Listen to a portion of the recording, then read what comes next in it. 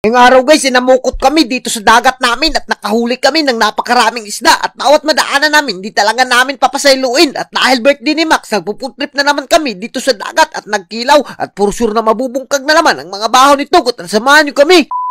What's up sa inyo guys? For today's video, dahil napakaganda ng panahon, ay babalik na naman tayo ng dagat at dahil birthday ni Max, isasama natin siya at as you can see naman guys, dahil nalilisudan kami karga si Max sa motor, kaya naman napagdesisyonan namin na si Dundun na lang yung car namin ang dadalhin namin at sa puntong ito bumiyahe na kagad kami papunta sa aming dagat at as you can see naman guys, napakaganda ng panahon at kasama nga pala namin dito yung kapatid ko at si Dudoy at sa puntong ito malapit na kami umabot sa tugbungan ng aming dagat kaya naman napaka-excited talaga ni Max at dahil birthday niya, pinagbigyan talaga namin. At as you can see naman guys, numaog na nga si Madam Ivy sa car namin na si Dundun. At sa puntong ito, di na kami nagpadugay-dugay, numiretso na kaagad kami. At kung nakikita nyo naman guys, yung dagat namin ay napakaliwalas at napakaganda talaga. At sa mga hindi nakakaalam, dito nga pala namin isi-celebrate yung 2 years old ni Max. At sa puntong ito, binili nga pala namin si Max at si Ivy dito dahil mamumukot kami ni Dudoy. At nagsima-sima pa nga ako ng budbud na napakasarap naman talaga. At as you can see naman guys, naabutan nga pala namin sila Titing dito na namukot. Kaya naman dumagsa na nga kami at dumugok na kami dito. At napakarami nga pala ng kuha nila Titing at hindi talaga basta-basta yan at porsyon na mabubungkag ang mga bahaw niyan. At ayan na nga kung nakikita nyo naman guys, malapit nang mapuno yung box nila at binigyan pa nga kami dito ng tayos na napakasarap naman talaga at makakabungkag talaga to ng bahaw. At as you can see naman guys, ganito yung pamamaraan ng pamumukot dito sa amin. Kailangan mo lang panain yung ibang isda dahil nabubugok sila at napakasarap naman talaga ng mga isda na yan at sobrang presko pa.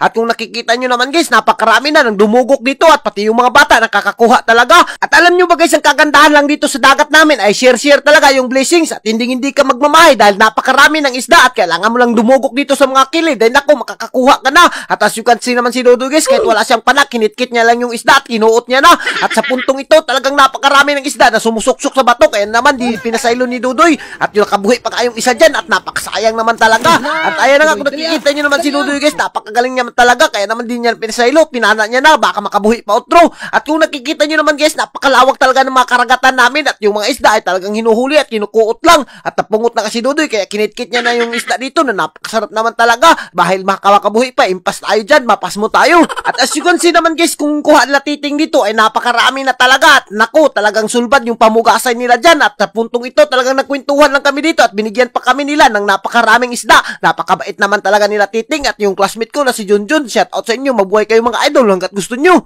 At sa puntong ito dahil marami-rami na yung kuha namin, dumiretso na kaagad kami dito at di na kami nagpadugay-dugay, hininluan na kaagad namin yung mga isda na nakuha namin at kikilawin lang pala namin yan dahil nakalimutan namin yung kaldero namin na napakasarap naman talaga at wala kaming uling kaya naman nagkilaw na lang kami at ayan na nga pinaspasan na nga namin yung pagkilaw at ayan na nga mga danggit nga pala yung kikilawin natin dyan dahil napakapresko pa at siyempre kapag nagkilaw tayo yung mga lamas at mga bumbay talaga ay hindi mawawala yan at pinaspasan na kaagad natin paghiwa dahil inabutan na tayo ng ulan dito na napakasarap naman talaga. At as you can see naman guys, yung malamas talaga pati yung suka ay hindi talaga yan mawawala sa kinilaw at kailangan mo talaga yung kumut-kumutin para mawala yung langsa niya. At sa puntong ito, binigyan ko na nga rin ng konting asin at ayan na, kinumutan ko na nga siya para talaga mas mawala yung mga dugo-dugo at mga langsa niya. Alam nyo ba guys, kapag nakapunta kayo talaga dito sa dagat namin, ay hindi talaga kayo magmamahay dahil napakarami talaga ng isda. Katulad ng nakikita nyo, ay naku, sulbad talaga yung paniudto namin ni Dudoy dito at nilagyan lang namin ng bitsin at asin. Tamang-tama na yan, goods na yan at talagang mabubungkag na yung bahaw niyan.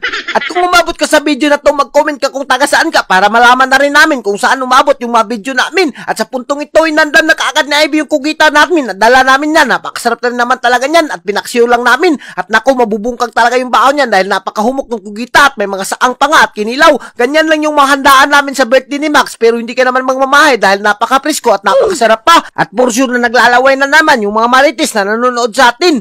As you can see naman guys, kung nagugusla ka na sa kakapanood sa atin, kumuha ka na ng baon nyo at sabayan nyo na kami pagbungkag dyan at imagine nyo na lang na nandito kayo sa dagat namin. At sa puntong ito, alas 12:32 na at hindi ka pa rin kami nagpatinag kahit inabutan na kami ng ulan dahil binungkag na namin ni Dudo yung bahaw na napakasarap naman talaga at pati yung saang ay naku hindi ka talaga magmamahay pag ganito yung maputripan nyo at pati yung makukita na napakasarap naman talaga. At as you can see naman guys, talagang hindi mo talaga ito mapapasaylo kapag dito ka kumain sa dagat namin. At alam nyo ba guys, marami kaming nababasa sa comment na pabalik-balik lang daw yung kinakain namin dito at pabalik-balik lang daw yung content namin pero huwag kayong magbuot dahil napakasarap at ganito ito talaga yung ginagawa namin dito sa lugar namin at kahit hindi kami nagbablog ay talagang araw-araw kami halos pumupunta ng dagat. Kaya naman talagang nakikita nyo kung gaano kasarap yung kumain dito sa probinsya. At pati yung kapatid ko talagang binungkang niya na yung bakaw at hindi niya na pinasaylo. Tumungtong ka lang dito sa mga bakaw. Ay naku, talagang hindi ka magmamahay. At kahit you can see naman si Ivy guys, talagang sinima-sima niya na yung saang na napakasarap naman talaga. At sa mga followers natin dyan na nagugusla na at hindi makapunta sa kanilang dagat, pasaluin nyo kami kung nakita nyo yung video namin pero hindi naman kayo magmamahay dahil talagang mabubusog kayo sa video pa lang namin. Alam nyo ba guys, kapag hindi pa kayo nakatesting na kumain dito sa mga kakabakawan, ay naku, hindi talaga kayo magmamahay dahil mauubos talaga yung mga bahaw nyo at mabubungkang talaga sa kakakain. Kahit wala kang ganang kumain sa bahay nyo, pero pagdating naman dito sa dagat, ay hindi ka naman talaga magmamahay. At hanggang dito na lang kami at kung giganahan ka sa mga video namin, ay huwag mo nang kalimutan i-like and i-share para mas marami pa tayong food trip.